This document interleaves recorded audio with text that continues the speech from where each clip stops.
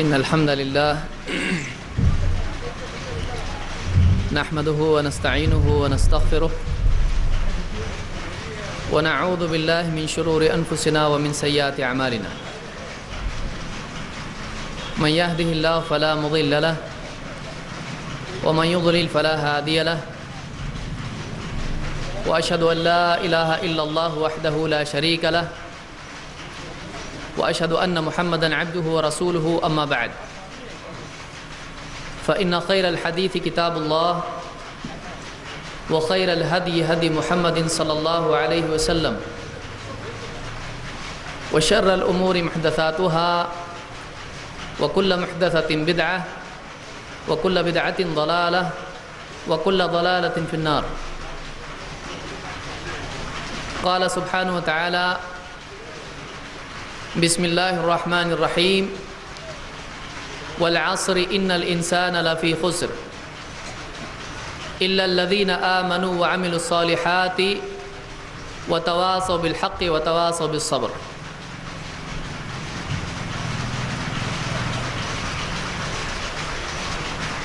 میرے محترم بھائیوں اور قابل احترام بزرگوں،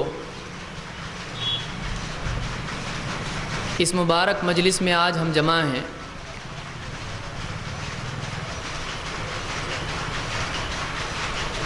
اس مجلس کا مقصد ہمارے اندر دینی احساس اور دینی بیداری کا پیدا کرنا ہے، اور اس میں کوئی شک نہیں ہے کہ انسان اپنی طلب کے بقدر استفادہ کرتا ہے. جتنی پیاسی اور سوکھی زمین ہوتی ہے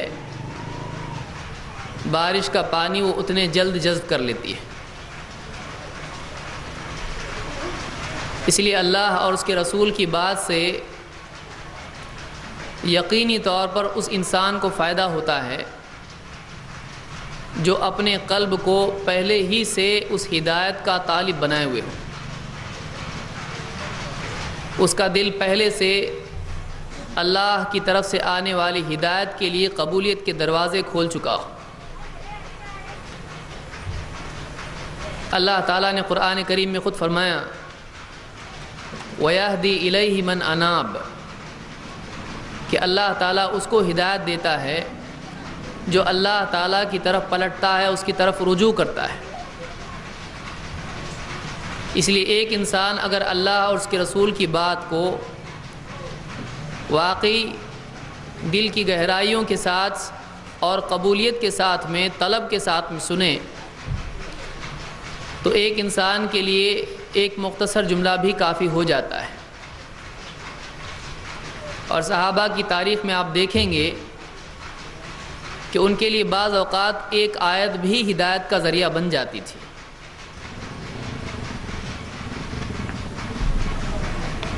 مغرب سے پہلے اخیراً ایک آیت، ایک سورت زیر گفتگو آئی تھی، اور میں مناسب سمجھتا ہوں کہ اسی سلسلے کو جاری رکھتے ہوئے، خصوصاً جب کہ اس سورت کا تعلق انسانی زندگی سے ہے اور ہر انسان سے اس سورت کا موضوع جڑا ہوا ہے، بلکہ اس کی اہمیت کی وجہ سے امام شافعی رحمہ اللہ نے اتنا بھی کہا ہے کہ اگر اللہ تعالیٰ مخلوق پر، اپنے بندوں پر اتمام حجت کے لیے اس سورت کے سوا اور کوئی سورت نازل نہ کرتا تب بھی ان کے لیے کافی ہو جاتا. یہ ایک سورت ہی انسان کے لیے کافی ہو جاتی کہ وہ اپنی زندگی کی حیثیت اور اس زندگی کے خاتمے کے بعد دوسری زندگی میں انسان کی نجات اور فلاح کے ذریعے کو معلوم کر لے. یہ ایک ایسی صورت ہے جس میں اللہ تعالیٰ نے بہت ہی مختصر الفاظ میں انسان کے حال اور اس کے مآل کو ذکر کیا ہے. اگر آپ غور کریں تو اس میں انسان کا دنیا کا مسئلہ بھی ہے، اس غفلت کا تذکرہ بھی ہے جس میں عام طور سے انسان پڑا رہتا ہے، اور اس بربادی کا، اس ہلاکت کا بچاؤ اور کامیابی کی ضمانت بھی ہے جس کی ہر انسان اپنے دل میں طلب رکھتا ہے۔ اللہ تعالیٰ نے اس صورت میں فرمایا وَالْعَصْرِ إِنَّ الْإِنسَانَ لَفِي خُسْرٍ، قسم زمانے کی، انسان گھاٹے میں ہے، انسان نقصان میں ہے، انسان خسارے میں ہے، لاس میں ہے۔ انسانی زندگی کا المیہ یہ ہے کہ وہ اپنی زندگی کی حیثیت جب سمجھنے لگتا ہے، جب تجربہ بڑھنے لگتا ہے اور واقعی زندگی کی سنجیدگی اس کے سامنے آتی ہے، کھیل کود کے دور سے نکل کر وہ واقعی تجربے کی نگاہ سے اپنی زندگی کو دیکھنے لگتا ہے، اور جب واقعی اس کو احساس ہوتا ہے کہ کرنا کیا تھا اور کیا کیا ہے، اور کتنا کیا اور کتنا باقی ہے، اور انسان اپنی زندگی کے ماضی کو حسرت اور افسوس کے ساتھ دیکھنے لگتا ہے، اس کو اس وقت میں احساس ہوتا ہے کہ اب سمجھ میں آیا لیکن اب کرنے کے لیے وقت نہیں ہے۔ اب سمجھ میں آ رہا ہے کہ کرنا کیا چاہیے تھا، لیکن اب نہ مہلت ہے اور نہ جسمانی اور ذہنی اعتبار سے اتنی قوت ہے، بلکہ بہت سارے لوگ تو اپنی زندگی کے آخری ایام میں بھی سمجھ نہیں پاتے ہیں کہ واقعی ان کی زندگی کا اصل مقصد کیا تھا۔ دنیا میں انسان دنیا کو پانے کے بعد آخری طور پر اس کو کھو دیتا ہے، پانے کے لیے زندگی بھر پوری زندگی لگا دیتا ہے، لیکن کھونے کے لیے بس سانس کا ٹوٹنا اس کے لیے کافی ہو جاتا ہے۔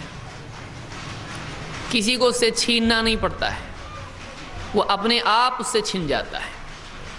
آپ سوچیں انسان کی زندگی کتنی عجیب چیز ہے کہ آدمی بچپن سے اسکول جاتا ہے، پڑھتا ہے، لکھتا ہے،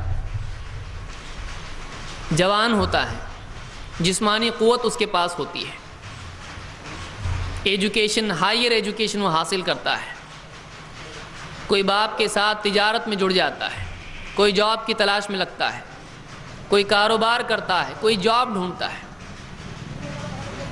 اس کے سامنے دوسرے ہوتے ہیں، کوئی گاڑی والا اس کے سامنے ہوتا ہے، کوئی بنگلے والا اس کے سامنے ہوتا ہے، اس کے پاس تمنائیں ہوتی ہیں، اس کے پاس پروگرام ہوتے ہیں، اس کے پاس ٹارگٹس ہوتے ہیں، وہ اپنی زندگی کا ایک خاکہ بناتا ہے کہ مجھ کو اتنا پانا ہے، اتنا کمانا ہے، اس کے پاس دوڑنے کی طاقت ہوتی ہے، اس کی نگاہ پیچھے کی طرف نہیں ہوتی ہے، اس کی نگاہ آگے کی طرف ہوتی ہے۔ جوانی میں انسان آگے دیکھتا ہے، بڑھاپے میں پیچھے دیکھتا ہے۔ جوانی میں انسان کے پاس مستقبل ہوتا ہے، فیوچر ہوتا ہے، بڑھاپے میں فیوچر نہیں ہوتا ہے، پاسٹ ہوتا ہے۔ وہ اپنی ڈائری پڑھتا رہتا ہے کہ میں نے زندگی میں کیا کیا اور کیا نہیں کیا۔ ایک جوان اپنے آگے دیکھتا رہتا ہے مجھ کو کیا کیا کرنا ہے، کیا اچیو کرنا ہے، پھر دھیرے دھیرے وہ چیزیں جمع کرنا شروع کرتا ہے۔ اس کی شادی ہوتی ہے، اس کا نکاح ہوتا ہے، اس کے بچے ہوتے ہیں، اس کا کاروبار کبھی بڑھتا ہے کبھی گھٹتا ہے، دھیرے دھیرے وہ آگے بڑھتا رہتا ہے۔ ایک بچے سے دو بچے، بچے بڑے ہو رہے ہیں، ایجوکیشن، گھر کے خرچ، گھر کی ذمہ داریاں، رشتہ داریاں، بچی بڑی ہو گئی، اس کا نکاح۔ آدمی اسی میں کھویا رہتا ہے اور اس کی تمنائیں دھری کی دھری رہتی ہیں کہ اچانک موت کا فرشتہ اس کے سامنے آ جاتا ہے اور اس کو اپنے ساتھ لے جاتا ہے۔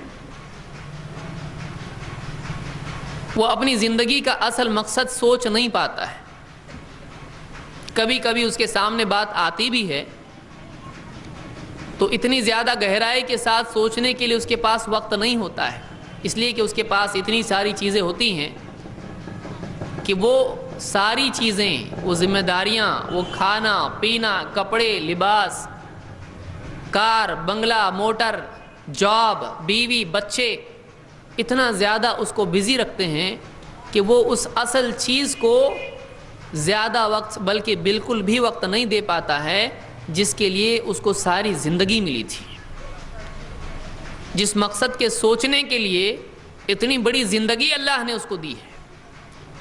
وہ سب کچھ کر لیتا ہے لیکن اصل کام نہیں کرتا ہے جو اس نے کرنا چاہیے تھا،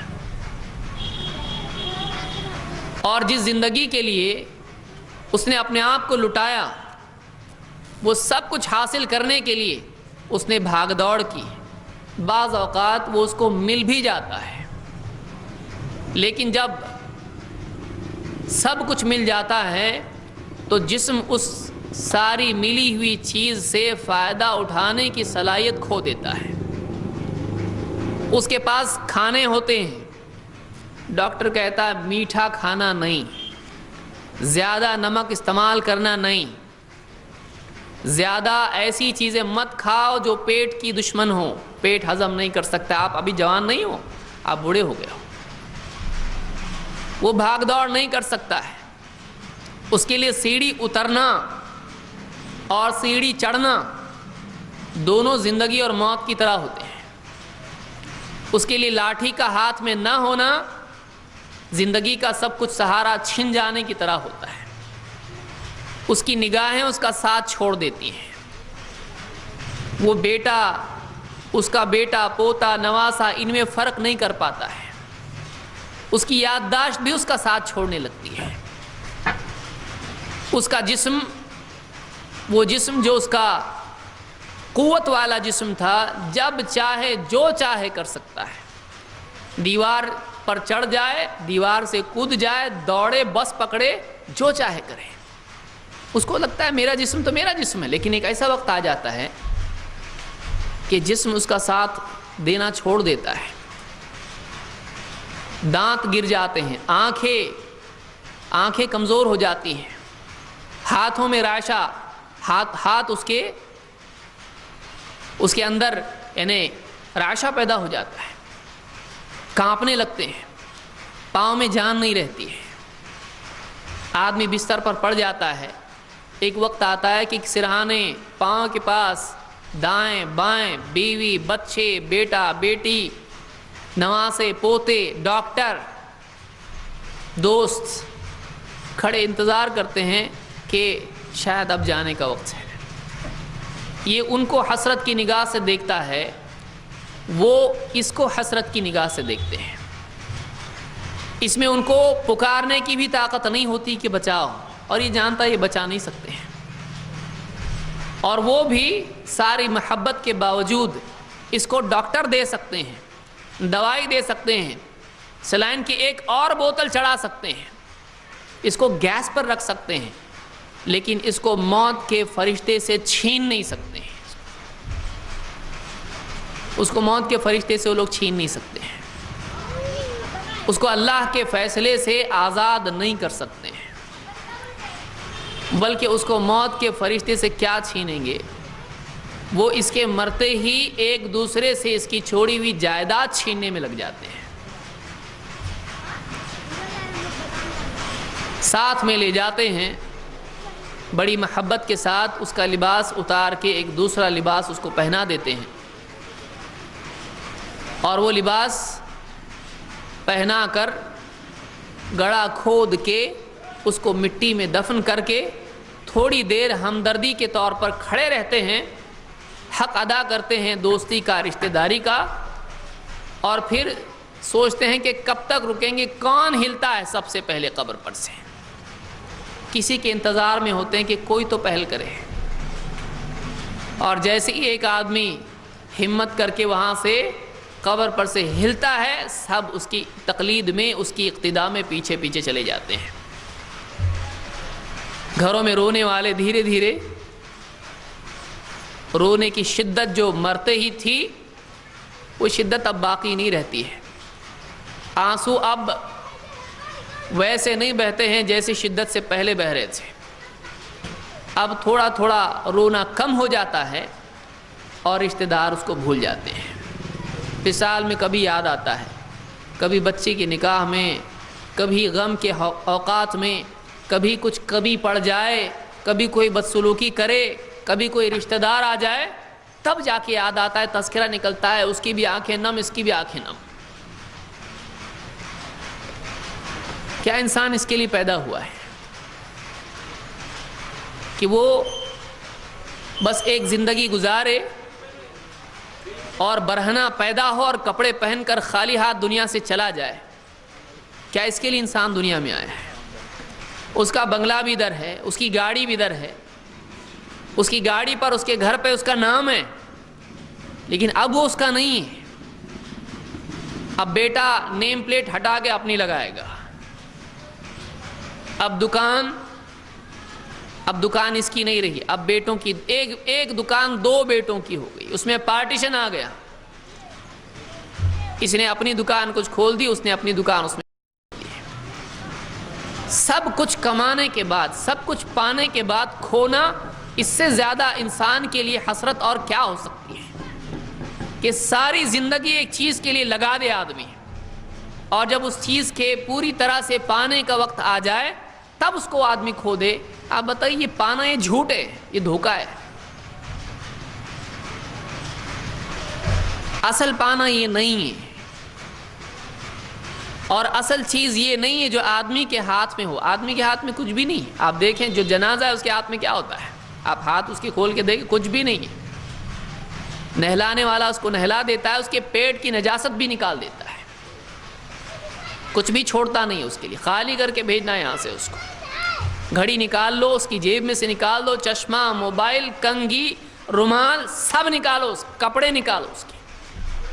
اور کپڑے ایسے کاٹ کے نکالتے کینچی سے، کسی کے کام کے بھی نہیں رہتے، ہو کسی کے کام کے بھی نہیں ہے.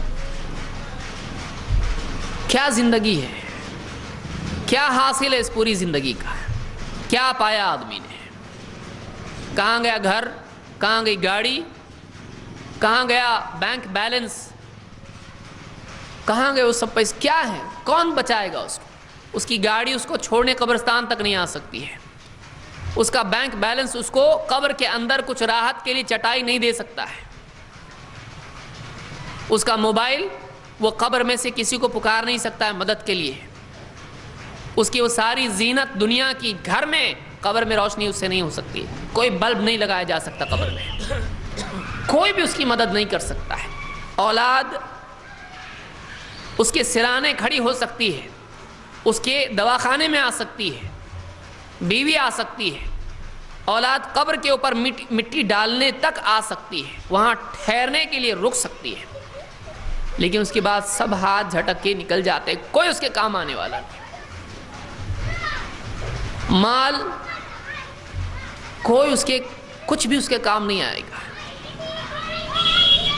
پھر اس مال کے لیے، اس جائیداد کے لیے، اس ملکیت کے لیے سب سے قیمتی چیز جو انسان کو اللہ تعالیٰ نے دی ہے وہ سرمایہ، اس کے لیے برباد کرنا جو واقعی انسان کے پاس باقی رہنے والا نہیں ہے. اس سے زیادہ جہالت انسان کی اور کیا ہو سکتی ہے؟ آخرت کے لیے، آخرت کی کامیابی کے لیے، اللہ کے ہاں کامیاب ہونے کے لیے اصل سرمایہ مال نہیں ہے، اللہ کی طرف سے دیا ہوا وقت ہے جس کا صحیح استعمال انسان کو کرنا ہے. یہ عمر ہے جو اللہ تعالیٰ نے دی ہے، یہ ایک ایک منٹ ہے جو ہمارا گزرتا چلا جا رہا ہے. ہر منٹ سوئی گھوم کے واپس وہاں آ رہی ہے، لیکن وقت واپس نہیں آنے والا ہے. منٹ کی سوئی، ارے دیکھو 1 گھنٹے میں واپس وہاں آ گئی، لیکن وقت واپس نہیں آئے گا. وہ 1 گھنٹہ چلا گیا. یہ وہ وقت تھا جس کے ذریعے سے تو جنت میں اپنا محل بنا سکتا تھا. اس کے ذریعے سے تو اللہ کے ہاں اپنے لیے زندگی کا، آخرت کا سامان حاصل کر سکتا تھا. اس کے ذریعے تو اللہ کے ہاں عزت حاصل کر سکتا تھا. یہ وہ وقت ہے جو ہمارا اس وقت میں گزرتا جا رہا ہے. ہم سانس لے رہے ہیں, سانس اندر باہر ہو رہی ہے, ایک ایک منٹ ہمارا جا رہا ہے. ہمارا سرمایہ کیا ہے؟ ہمارے پاس پرنسپل کیا ہے؟ یہ وقت ہے. اور ہمارا سرمایہ پگھلتا جا رہا ہے برف کی طرح. ہماری زندگی پگھلتی جا رہی ہے.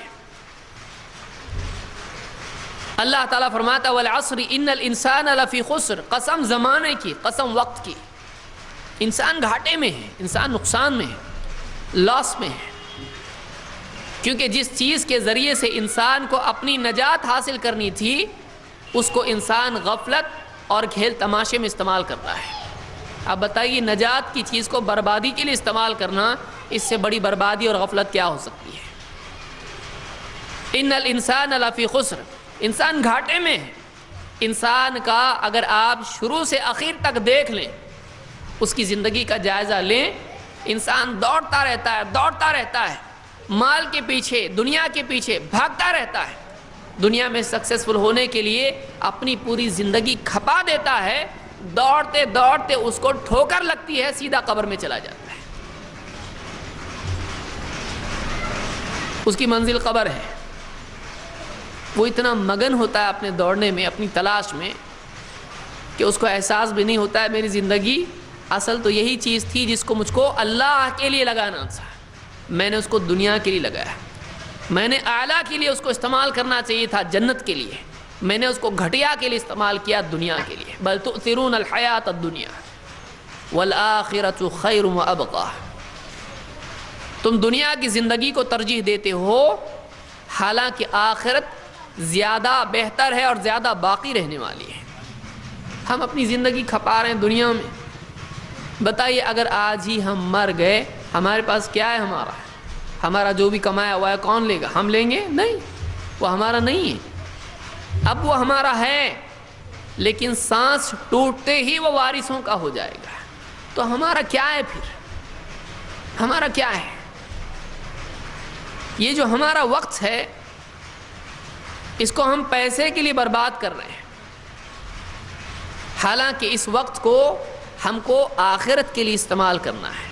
دنیا نکل جائے گی. جیسے کسان ہے, اس کو معلوم ہوتا ہے یہ کچھ ایک بوریا ہے, میرے پاس اتنا بیج ہے, اس بیج کو میں کھا کے ختم کروں تو اگاؤں گا کیا؟ پھر تو ہمیشہ بھوکا مرنا پڑے گا. 1 مہینے کے لیے کھا لوں گا تو بعد میں بھوکا رہنا پڑے گا. وہ اس ایک بوریے کو کیا کرتا ہے؟ زمین میں, مٹی میں ڈالتا ہے. اگرچہ دکھائی دیتا ہے کہ یہ اس کو برباد کرنا ہے, لیکن اس کو اللہ کے قانون پر اعتماد ہوتا ہے, اس کو اللہ کے وعدے پر اعتماد ہوتا ہے. اور یہ وعدہ کوئی رسول کے ذریعے سے کیا ہوا نہیں ہے, یہ مشاہدے والا وعدہ ہے, لیکن بھروسہ ہے اس کو. کبھی فصل ہوتی ہے, کبھی نہیں بھی ہوتی ہے, لیکن امید انسان کے لیے بعض اوقات, اکثر اوقات یقین کا بدل بن جاتی ہے. وہ بس امید کے اوپر اپنا پورا بوریا, کئی بوریے زمین میں دفن کر دیتا ہے, ڈالتا ہے امید کے اوپر. ملے گا, بہت ملے گا, کئی گنا ملے گا. اور اکثر اوقات ایسا ہوتا ہے کہ برابر بارش ہوتی ہے, اللہ اپنی طرف سے بھی اس پر رحم کرتا ہے, اور اللہ بارش برساتا ہے. زمین میں بارش کے قطرے جب جاتے ہیں تو اللہ کے قانون کی بنیاد پر اللہ اس کی محنت کا نتیجہ اس کو دیتا ہے. ایک بیج پودے کی شکل میں, فصل کی شکل میں اوپر آتا ہے اور لہلہاتی فصل اس کو ملتی ہے. ایک بیج کے بدلے میں کئی گنا اس کو بیج اور کئی گنا اس کو فصل, بوریے, کئی بوریے اس کو ملتے ہیں. ایک کسان کو بھروسہ ہے زمین کے قاعدے پر, اللہ کے قاعدے پر. ایک انسان جو واقعی اللہ کو مانتا اس کو بھروسہ اللہ پر نہ ہو, کتنی شرم کی بات ہے. ایک کسان اپنا بوریا زمین میں ڈالنے کے لیے تیار ہے, ایک مسلمان اپنی زندگی کو اللہ کی مرضی کے تابع کرنے کے لیے تیار نہیں, اپنی مرضی کو ڈالنے کے لیے تیار نہیں اللہ کے لیے, اپنی زندگی کو اللہ کے لیے کھپانے کے لیے تیار نہیں کہ ایک زندگی میں دے دوں جو ادنا، حقیر، وقتی ہے، ختم ہونے والی ہے، فانی ہے. جو مسائل والی ہے، پریشانیوں والی ہے، کمزوری والی ہے، ہمیشگی والی نہیں ہے، خاتمے والی ہے.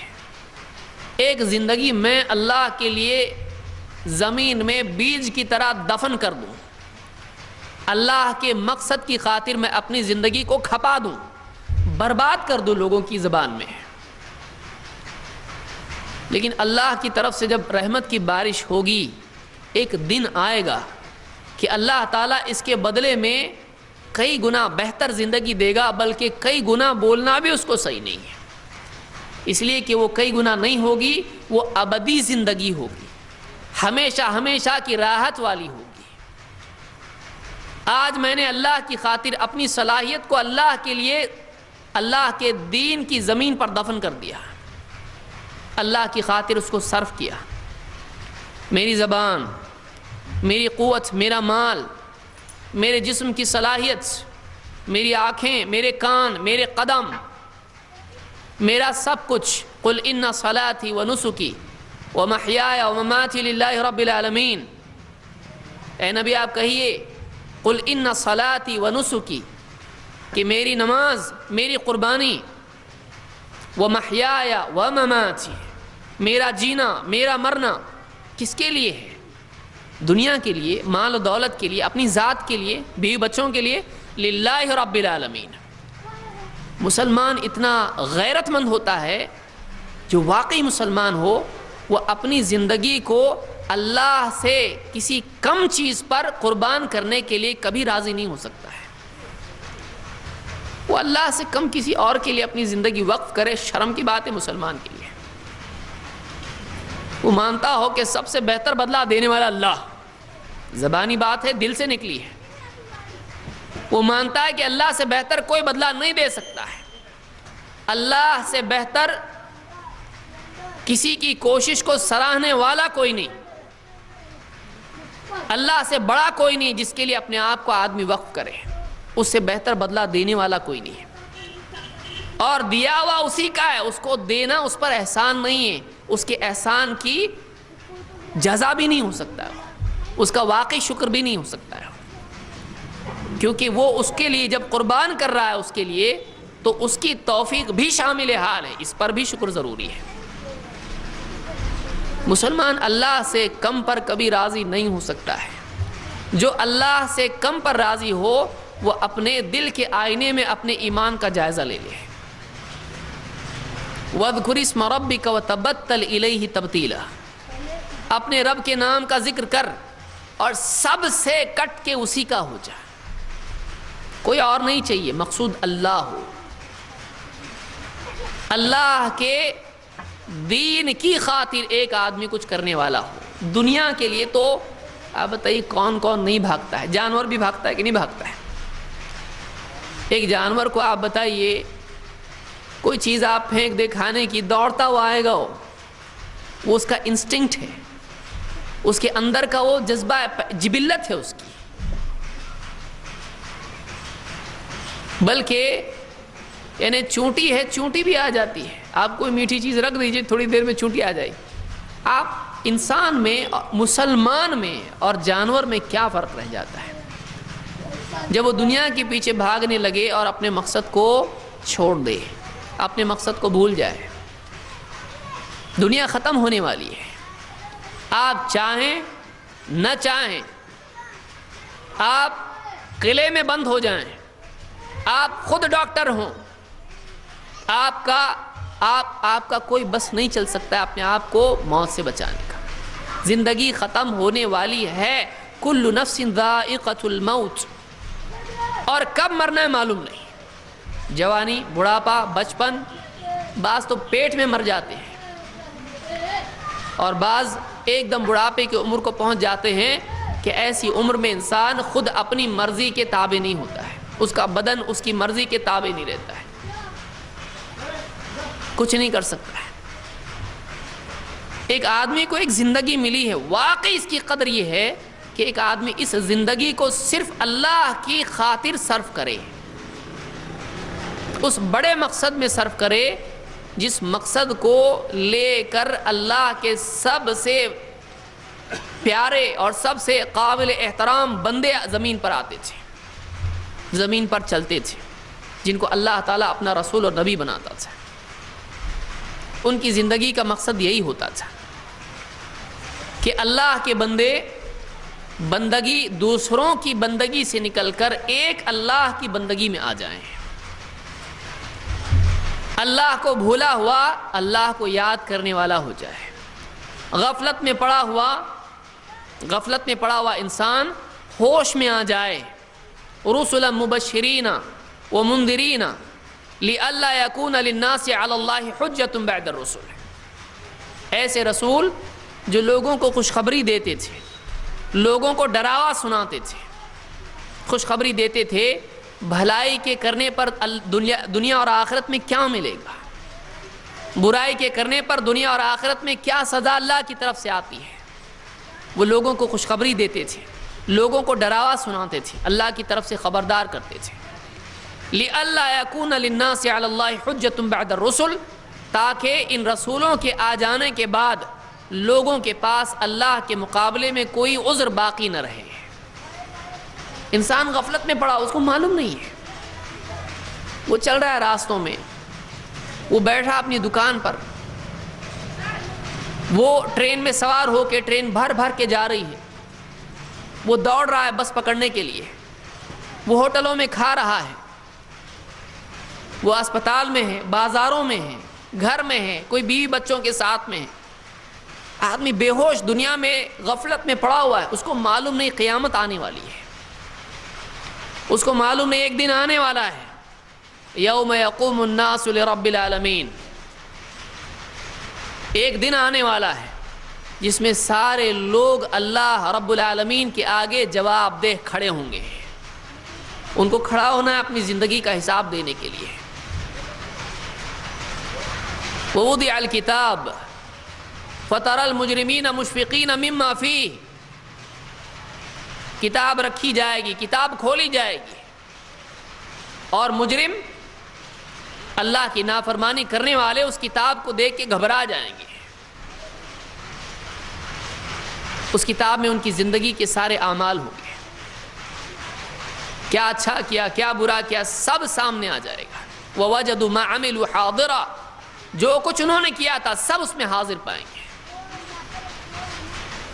آپ بتائیے زندگی، انسان کی زندگی ایک ایک کر کے دن نکلتا جا رہا ہے، موت قریب آ رہی ہے، اور دنیا میں روزانہ آپ سوچیں کتنے لوگ مرتے ہیں، کیا ان میں سے ہر مرنے والے کے لیے جنت اور جہنم کا فیصلہ نہیں ہونے والا ہے؟ کتنے لوگ دنیا سے چلے جاتے ہیں، کوئی اسپتال میں، کوئی ایکسیڈنٹ میں، کوئی گھر میں بستر پر، جتنے لوگ مر رہے ہیں ان کے لیے دو میں سے ایک جگہ ہے، یا تو جنت ہے یا جہنم ہے۔ اور کتنے لوگ ہیں جو اس کو جانتے ہیں، کتنے لوگ ہیں جو ہوش میں ہیں، کتنے لوگ ہیں جو غفلت میں پڑے ہوئے ہیں۔ اب بتائیے ذمہ داری ہے کس کی؟ ان کو بتائے گا کون؟ کیسے انسان کو معلوم ہو کہ واقعی اس کی زندگی یہ کیا ہے؟ عجیب بات تو یہ ہے کہ کتنے لوگ ایسے بھی ہوتے ہیں جو اس زندگی کے سوال کا جواب نہ پانے کی وجہ سے خودکشی کر لیتے ہیں۔ کیا یہ؟ کوئی ڈرگ ایڈکٹ ہو جاتا ہے، کوئی نشے میں دھت ہوتا ہے، کوئی بدکاری میں پڑ جاتا ہے، کوئی جوئے میں اپنے آپ کو ڈبو دیتا ہے، کوئی کھیل تماشے میں، کوئی کسی اور چیز میں اپنے آپ کو ڈبو کے اس سوال کا جواب نہیں ملنے کی وجہ سے اپنے آپ کو مگن کر دیتا ہے۔ کتنے لوگ ہیں جو خودکشی بھی کر لیتے ہیں، اس کو جواب کیا ہے؟ یہاں ہم لوگ کیوں آئے؟ کیا مقصد ہے زندگی کا؟ ہم کو کس نے پیدا کیا؟ کون ہے جو بارش برساتا ہے؟ کون جو زمین سے اناج اگاتا ہے؟ کون ہوائیں چلاتا ہے؟ کس نے پہاڑ بنائے؟ کس نے دریا بنائے؟ کس نے انسان کے لیے وہ سارا معاملہ سجا کے رکھ دیا یہاں پر؟ کون ہے وہ؟ کون بتائے گا اس کو؟ کوئی ٹیکنالوجی کو پوج رہا ہے، کوئی اپنے ہی ہاتھ سے اپنے دل کی تسکین کے لیے کچھ گھڑ کے اسی کے لیے اپنے دل کے تمام اعلیٰ ترین جذبات نچھاور کر رہا ہے۔ طلب ہے معبود کی طلب انسان میں ہے، اللہ نے بنایا ویسا اس کو ہے، لیکن رہبری نہیں ملنے کی وجہ سے وہ غلط جگہ اپنے ان جذبات کو ڈال دیتا ہے۔ ذمہ دار کون ہے؟ ذمہ دار کون ہے اس کی گمراہی کا؟ ذمہ دار کون ہے اس کی اس جہالت اور لا علمی کا؟ ایک ایسا نبی جس نے اپنی پوری زندگی خرچ کر دی، ساری تکلیفیں اٹھانے کے بعد بھی اللہ کے پیغام کو امانت داری کے ساتھ جوں کا تو انسانیت تک پہنچایا، اس امت میں یہ پیغام چھوڑ دیا۔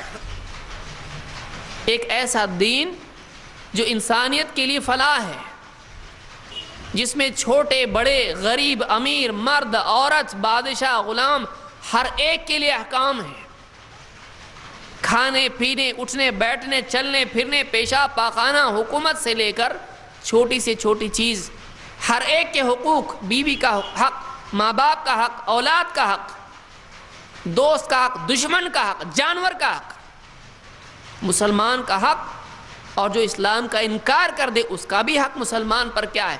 ایسا دین جس میں سب کچھ بتایا گیا ہے۔ انسان دوڑ رہا ہے، کہاں ہے زندگی، کیسے جیوں میں؟ شہد کی مکھی کو معلوم ہے چھتا کیسے بنانا، اس کو کوئی کورس کرنے کی ضرورت نہیں ہے، وہ برابر اپنا ہیگزاگون بناتی ہے، وہ اپنا مسدس برابر بناتی ہے۔ اس کو شہد کا چھتا بنانے کے لیے اسپیشل ٹریننگ کی ضرورت نہیں ہے، پیدا ہوتے ہی برابر مچھلی پانی میں تیرنے لگ جاتی ہے، انڈا ٹوٹا پرندہ اڑنا جانتا ہے، بچہ پیدا ہونے کے بعد ماں کے سینے سے لپٹ کے دودھ پینا جانتا ہے۔ یہ جبلت ہے۔ مخلوقات اپنی زندگی کا رول برابر ادا کر رہی ہیں، سورج برابر نکلتا ہے ڈوبتا ہے، ہوائیں برابر چلتی ہیں، بارش برابر، سال سردی گرمی بارش برابر، سارا نظام چل رہا ہے۔ لیکن انسان کی زندگی دیکھیں، انسان پریشان ہے۔ وہ نظام، وہ ڈسپلن جو انسان کے علاوہ باقی کائنات میں دکھائی دیتا ہے، انسان میں بالکل الٹا دکھائی دیتا ہے۔ ظہر الفساد فی البر والبحر بما کسبت ایدی الناس۔ خشکی میں تری میں بگاڑ ہی بگاڑ آ گیا ہے، فساد ہی فساد ہے۔ ظہر الفساد فی البر والبحر، کیا ہے وجہ اس کی؟ بما کسبت ایدی الناس، لوگوں کی اپنی کمائی کی وجہ سے، لوگوں کی اپنے ہاتھوں کے اعمال کی وجہ سے، اپنی کرتوت کی وجہ سے، کہ زمین پر انسان کے اعمال کا بگاڑ، اللہ کی طرف سے فیصلے اس کے لیے برے ہی آتے ہیں، جو اس کے حق میں برے ہوتے ہیں۔ لیکن اس میں بھی مقصد کیا ہوتا ہے؟ اس میں بھی مقصد یہ ہوتا ہے کہ بندہ اللہ کی طرف پلٹے، رجوع کرے۔ لِيُذِيقَهُمْ بَعْضَ الَّذِي عَمِلُوا لَعَلَّهُمْ يَرْجِعُونَ، تاکہ اللہ تعالیٰ ان کے اعمال کی وجہ سے ان کو چکھاتا ہے ان کے اعمال کا بدلہ۔ کیوں چکھاتا ہے؟ تاکہ وہ اللہ کی طرف رجوع کرے۔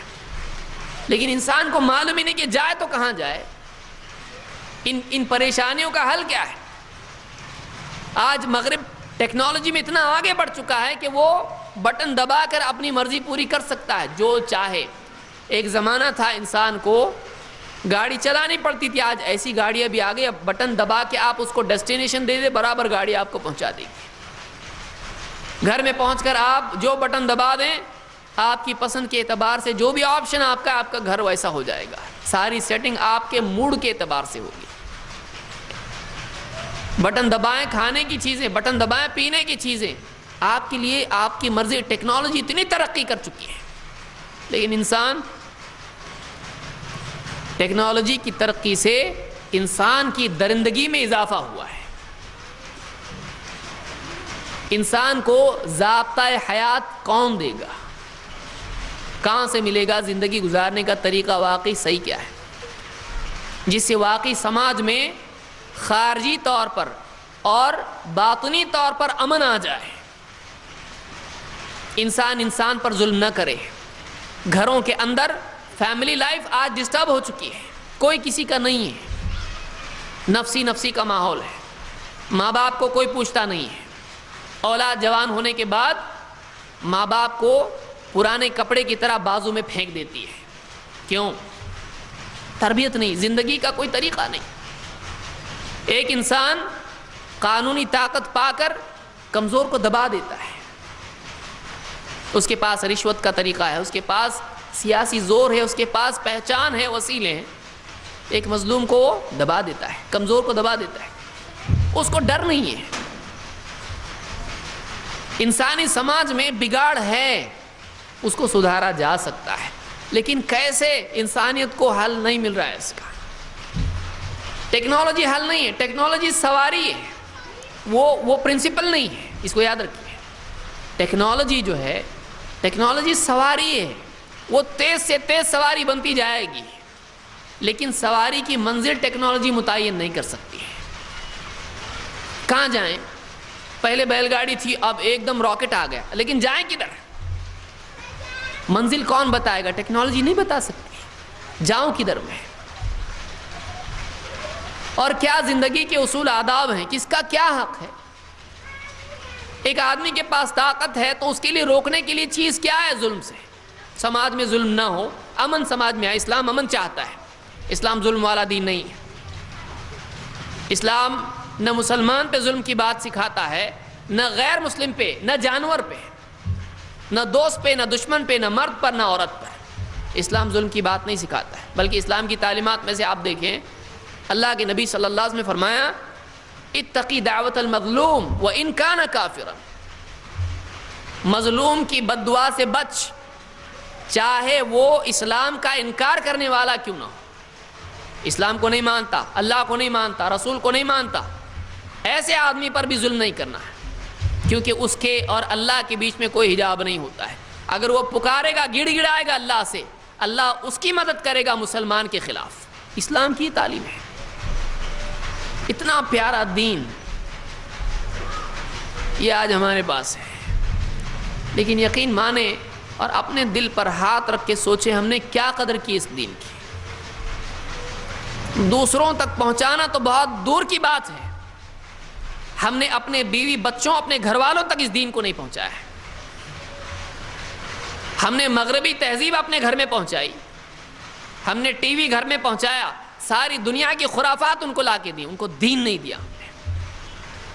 ٹی وی زینت بنا ہوا ہے، سب دیکھ رہے ہیں، گانے بجانے، ناچ، ننگا پن سب گھر میں آ رہا ہے. اس کا اپنا ایک اچھا فائدہ بھی ہے، لیکن کون اس قاعدے سے استعمال کرتا ہے؟ فائدہ ہمیشہ قاعدہ کے تابع ہونا چاہیے. آج گھر میں ساری چیزیں، اور قرآن اوپر رکھا ہوا ہے، بہت اوپر، عظمت کی جگہ پر. کون اس کو پڑھنے والا ہے؟ کون اس کو سیکھنے والا ہے؟ کون سکھانے والا ہے؟ آج ہم نے کیا حق ادا کیا اس دین کے پہنچانے کا؟ دوسروں تک بہت دور کی بات ہے، ہم نے اپنوں تک بھی، اپنے گھر والوں تک بھی دین پہنچایا نہیں پہنچایا؟ ہم اپنے بارے میں غور کریں. ہماری بہت بڑی ذمہ داری ہے. قومیں آج ترقی یافتہ قومیں تلاش میں ہیں کہ واقعی ہم تھک گئے ہیں اس ٹیکنالوجی کی ترقی سے. جتنی ترقی ٹیکنالوجی میں ہوئی ہے، ہماری زندگی میں اتنا بے سکونی، بے چینی آ گئی ہے. سکون نہیں زندگی میں. کیوں؟ اس لیے کہ ٹیکنالوجی میں سکون نہیں ہے. مشینی دور میں انسان کو سکون نہیں مل سکتا ہے. مشینوں کے درمیان انسان ایک جذباتی مخلوق ہے، وہ مشینی مخلوق نہیں ہے. وہ اپنے جذبات کی تسکین چاہتا ہے، اس کو سکون چاہیے. اسی لیے آپ دیکھیے کہ مغربی لوگ ہندوستان میں آتے ہیں، کوئی اوشو کمیون میں جا رہا ہے، کوئی ہرے راما ہرے کرشنا کمیون میں جا رہا ہے، کچھ بھی کر رہا ہے، کود رہا ہے، کیا کر رہا ہے، اس کو سکون چاہیے، اس کو سکون چاہیے. وہ اپنا ملک چھوڑ کے تفریح کے لیے نکل رہا ہے، وہ اپنا ملک چھوڑ کے یہاں وہاں بھٹک رہا ہے، پہاڑوں میں، جنگلوں میں، تحقیق کے لیے، کبھی سکون کے لیے، کبھی جو چاہے پاگل پن کر رہا ہے. کیسا بھی کچھ بھی کپڑے پہنو، کہیں بھی گرے پڑے رہو، کچھ بھی کھاؤ، ٹورزم کے نام پر پوری دنیا میں سکون تلاش میں ہے. سکون کسی جگہ میں نہیں ہے، سکون آدمی کے دل میں ہوتا ہے. لیکن دل میں اللہ کی طرف سے آتا ہے، اور اللہ کی طرف سے کب آتا ہے؟ جب واقعی آدمی اللہ سے جڑ جائے. الا بذکر اللہ تطمئن القلوب. ایک آیت میں اللہ نے اس کا جواب دے دیا ہے. خبردار، اللہ کی یاد سے دلوں کو اطمینان ملتا ہے.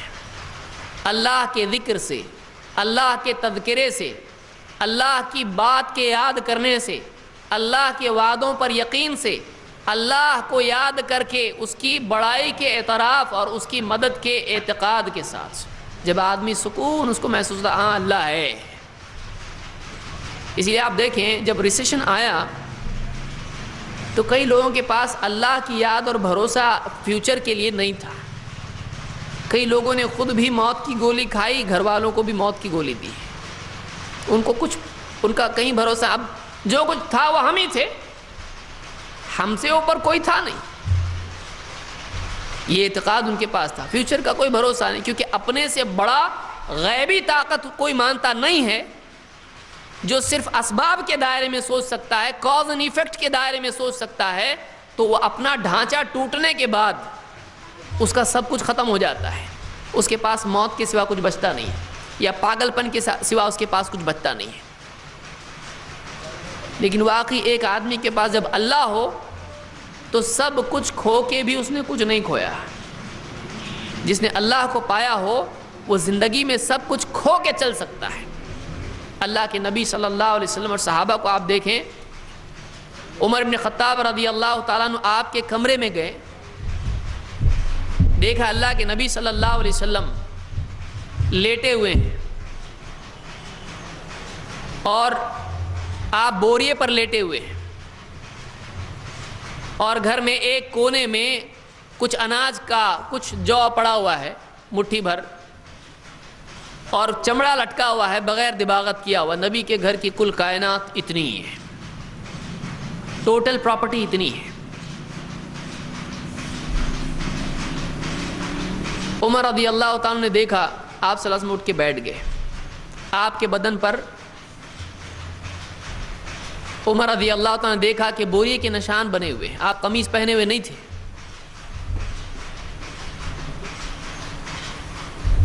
عمر رضی اللہ تعالیٰ نے جب دیکھا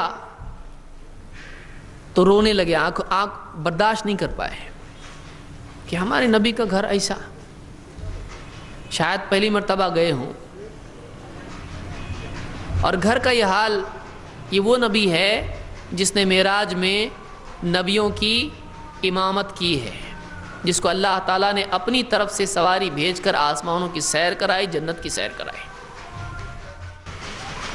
اللہ کے نبی صلی اللہ علیہ وسلم کے کمرے میں عمر بن خطاب رضی اللہ تعالیٰ عنہ جیسا انسان جو بہت ہی سخت مانا جاتا تھا، گھر میں گئے بیٹھے، اللہ کے نبی صلی اللہ علیہ وسلم لیٹے ہوئے تھے، اٹھ کے بیٹھ گئے۔ جب سارے گھر پر عمر رضی اللہ تعالیٰ نے نگاہ دوڑائی تو واقعی احساس ہوا کہ اتنا بڑا نبی، ایسی عظیم الشان شخصیت جس کا مقام مخلوق تو کیا خود اللہ کے نزدیک ہے،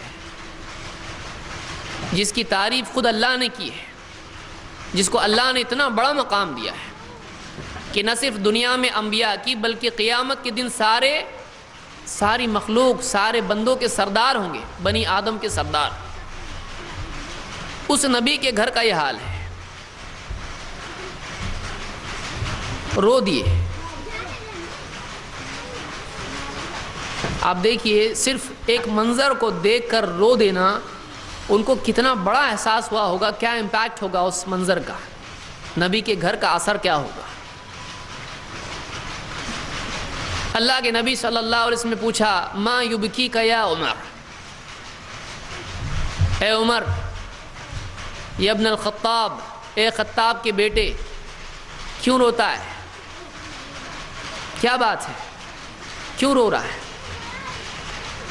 کہ اللہ کے رسول، قیصر اور کسریٰ ہیں، روم کے بادشاہ، ایران کے بادشاہ، بڑے بڑے بادشاہ ہیں، یہ ثمار اور انہار میں ہیں،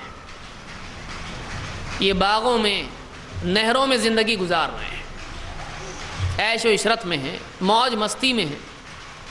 ایسے لوگ جو ظلم کرنے والے ہیں، برے لوگ ہیں، جن کے پاس اللہ کا دین نہیں ہے، جو اللہ کے مقرب نہیں ہیں، ایسے لوگ قیصر اور کسریٰ ثمار اور انہار میں ہیں، یہ باغوں میں، نہروں میں جی رہے ہیں۔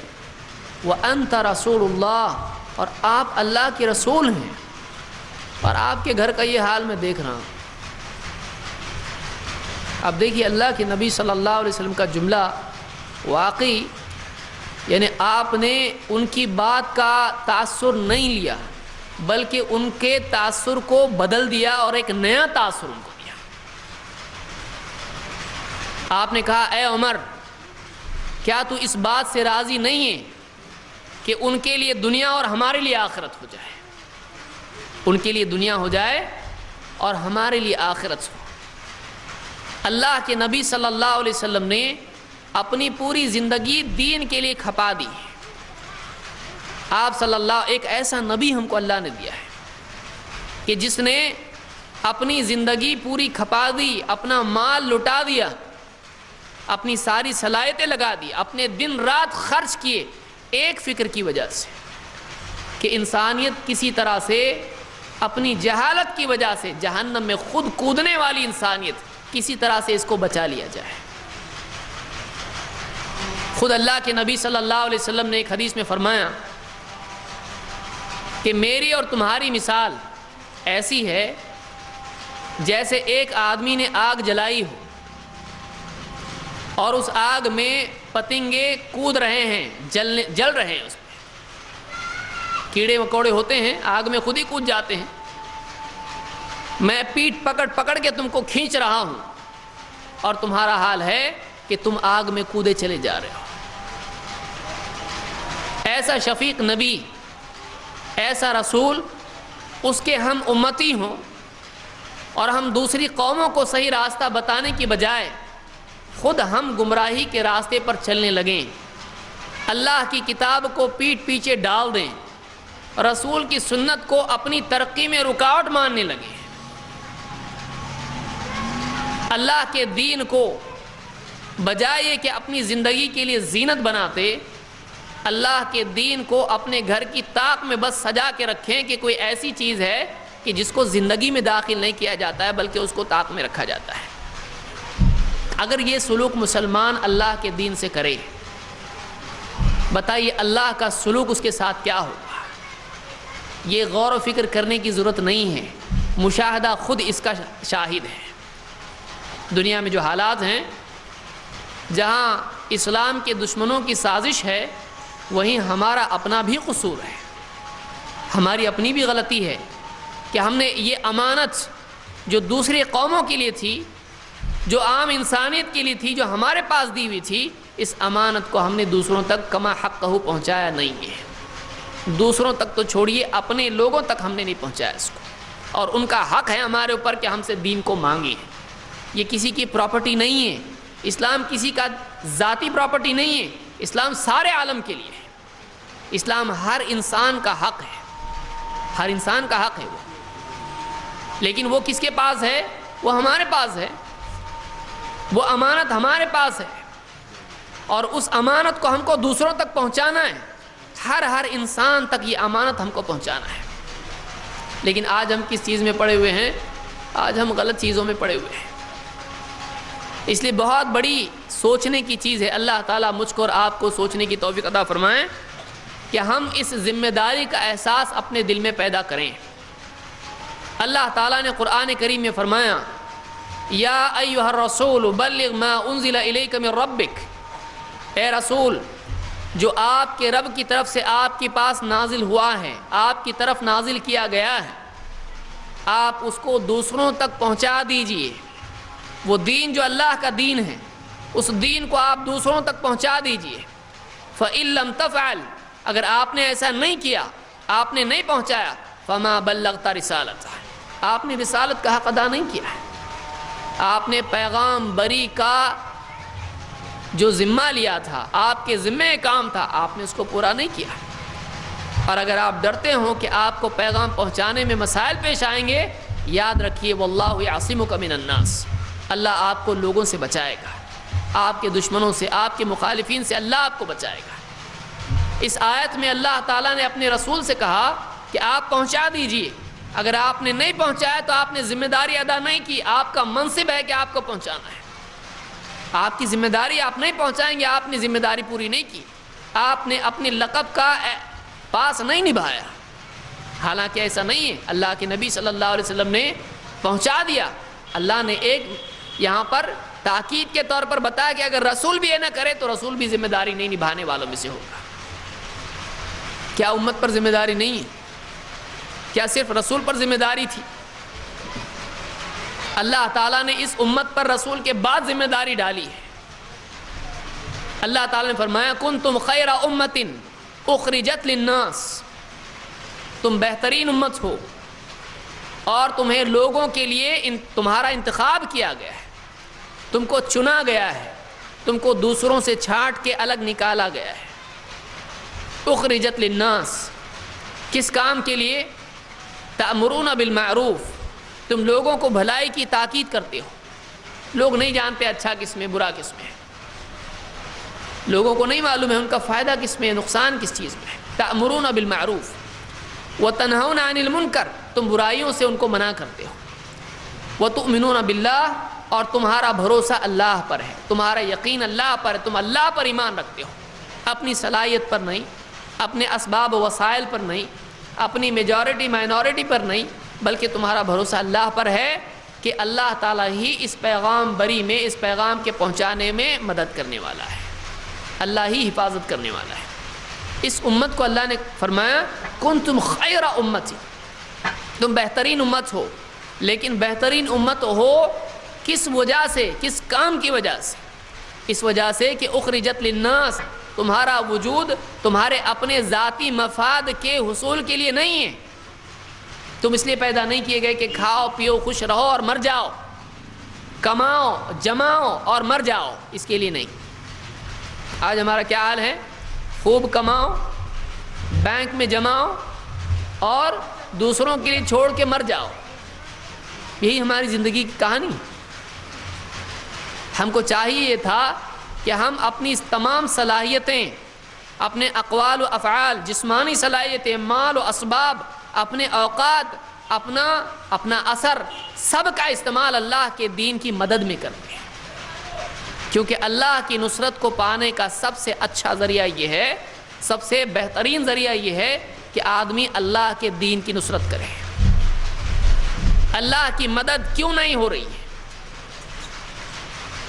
ان تنصروا اللہ ینصرکم ویثبت اقدامکم، اللہ تعالیٰ نے مسلمانوں سے کہا ان تنصروا اللہ ینصرکم، اگر تم اللہ کی مدد کرو گے اللہ تمہاری مدد کرے گا۔ اللہ کا وعدہ مشروط ہوتا ہے، شرط ہوتی ہے اس میں، تم ایسا کرو گے تو ایسا ہوگا۔ ان تنصروا اللہ ینصرکم، اگر تم اللہ کی مدد کرو گے تو اللہ تمہاری مدد کرے گا، اور وَيُثَبِّتْ أَقْدَامَكُمْ، اور دنیا کے فتنوں میں، دنیا کے معرکوں میں اللہ تعالیٰ تمہارے قدموں کو جما دے گا، جماع امت کو ملے گا، نصرت اللہ کی طرف سے امت کو ملے گی۔ مستقل ذمہ داری ہے سارے عالم کی سطح پر مسلمانوں کی کہ اس امانت کو، اس امن والے دین کو، اس سکون و چین والے دین کو، اس سماج میں خیر والے دین کو، اس میں ایسے دین کو جس میں ہر انسان کا حق اس کو برابر ملتا ہے، جس میں ہر انسان دوسرے انسان کے لیے بھلائی والا بن جاتا ہے، خیر والا بن جاتا ہے، ایک ایسا دین جو مسلمانوں کے پاس ہے اس کو دوسروں تک پہنچانے والے مسلمان بنے، اور اسی طرح سے آپس میں بھی، کہ آپس میں بھی ایک دوسرے کو بھلائی کی تاکید کرنے والے مسلمان بنے۔ اسی لیے آپ دیکھیں سورت میں نے جو پڑھی شروع میں، اللہ تعالیٰ نے فرمایا انسان قسم زمانے کی، انسان گھاٹے میں ہے۔ اپنی زندگی کا جائزہ لے کر دیکھے کہ مرتے وقت وہ کیا پا کے جا رہا ہے، دنیا کا جو کمایا تھا سب چھوڑ کے جا رہا ہے۔ گھاٹا اس کو نہیں بولتے ہیں تو کیا بولتے ہیں؟ گھاٹا آپ کس کو کہیں گے؟ کہ سب کچھ جمایا ایک آدمی ہے، مہینہ بھر خوب محنت کی، اس نے بہت سخت محنت کی، اور مہینے کی تنخواہ لے کر وہ بٹوے میں اپنے پیسے رکھے، خوشی خوشی ٹرین میں بس میں سوار ہو گیا، اور جب گھر پہنچا ہے تو جیب میں ہاتھ ڈال کے دیکھ رہا ہے تو جیب پھٹی ہوئی، ساری محنت سارا جو کچھ بھی کمایا تھا مہینے بھر کی اتنی محنت سے، وقت بھی گیا، پیسہ بھی گیا۔ یہی حال ہر انسان کا دنیا میں اس انسان کا ہوتا ہے جو دنیا کے لیے اپنی پوری زندگی لگا دیتا ہے۔ اس کا محل یہیں رہ جاتا ہے، اس کی تجارت یہیں رہ جاتی ہے، اس کا مال یہیں رہ جاتا ہے، اس کی ڈگری اس کے قبر میں کام نہیں آتی ہے، اس کے رشتہ دار اس کو موت سے بچا نہیں پاتے ہیں، اس کے کوئی کام نہیں آتا ہے۔ اس کے کام کیا آئے گا؟ اللہ نے بتایا دیکھو ایسا حال تمہارا ہے، ان الانسان لفی خسر۔ اگر تم انسان کی زندگی کا جائزہ لے کر دیکھو گے تم کو دکھائی دے گا انسان گھاٹے میں، لیکن سارے کے سارے گھاٹے میں نہیں ہیں۔ کون گھاٹے سے بچا ہوا ہے؟ کون محفوظ ہے اس خسارے سے جو انسان کے لیے ابدی خسارہ ہے، جو بڑا ذلت والا خسارہ ہے؟ 3 کام آدمی کو کرنے پڑیں گے اگر ہم چاہتے ہیں، اور اللہ ہم کو توفیق عطا فرمائے، اگر ہم چاہتے ہیں کہ اس گھاٹے سے بچیں جس کا قرآن میں اللہ تعالیٰ نے ذکر کیا ہے کہ انسان گھاٹے میں ہے، خسارے میں، لاس میں ہے۔ 3 کام ہم کو کرنے پڑیں گے۔ الا الذین آمنوا، سوائے ان لوگوں کے، کون گھاٹے میں نہیں ہے؟ سوائے وہ لوگ جو ایمان لے آئے۔ 2 وعملوا الصالحات، اور اپنی زندگی میں انہوں نے نیک اعمال اختیار کیے، اچھے کام کرتے رہے، اچھے کام کرتے رہے۔ وتواصوا بالحق وتواصوا بالصبر، اور ایک دوسرے کو 2 چیزوں کی وصیت کرتے رہے، تاکید کرتے رہے، ایک حق کی، سچائی کی، اور 2 صبر کی، اس سچائی پر جمنے کی۔ 3 کام اگر آدمی زندگی بھر کرتا رہے، صبح سے شام تک آدمی سوتے وقت اپنی زندگی کا جائزہ لے، آج میرا ایمان بڑھا یا گھٹا، میرا عقیدہ بگڑا یا بنا، میرا یقین صحیح بنا یا بگڑا، میرے عقائد میں جلا پیدا ہوئی یا میرا عقیدہ اور دھندلا ہو گیا، غفلت کے پردے اس پر آئے۔ ایمان۔ 2 عامل الصالحات، نیک اعمال کرتے رہے، میری زندگی میں اللہ کے حکم آئے یا نہیں، یا میں نے آج اللہ کے حکموں کو توڑ کے دن برباد کر دیا، اپنے آپ کو گناہگار کر دیا۔ زندگی میں اعمال، نیک اعمال، وہ اعمال جو اللہ نے اپنے دین میں ہم کو دیے ہیں، جو اسلام میں محمد صلی اللہ علیہ وسلم نے ہم کو سکھائے ہیں۔ ایمان صحیح ہو، عقیدہ صحیح ہو، بغیر عقیدے کی نجات نہیں۔ اور صرف عقیدہ کافی نہیں، عقیدے کے ساتھ زندگی میں وہ عمل ہو جو محمد صلی اللہ علیہ وسلم نے سکھائے ہیں، یہ صحیح، یہ غلط، صحیح کو لے، غلط سے بچے۔ اور نمبر 3 صرف اپنی فکر نہیں کہ میں بچ گیا بس ہو گیا، میں ایمان لایا، میں عمل کر رہا ہوں بس، دوسرے جائیں جہنم میں مجھ کو پرواہ نہیں، ایسا نہیں۔ اگر ایسا کرتا ہے تو وہ بھی نجات نہیں پائے گا، وہ بھی پکڑ میں آئے گا۔